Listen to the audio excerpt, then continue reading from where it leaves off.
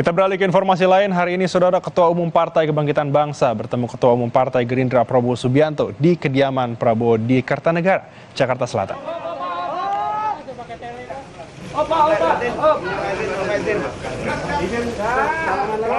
Tiba di Kertanegara, Muhaimin langsung disambut Prabowo Subianto. Muhaimin didampingi sejumlah pengurus DPP PKB. Prabowo dan Caimin menyebut jika pertemuan ini merupakan bentuk kesolidan antara Partai Gerindra dan PKB. Bahkan, Caimin mengajak partai lain untuk ikut bergabung dengan PKB dan juga Gerindra.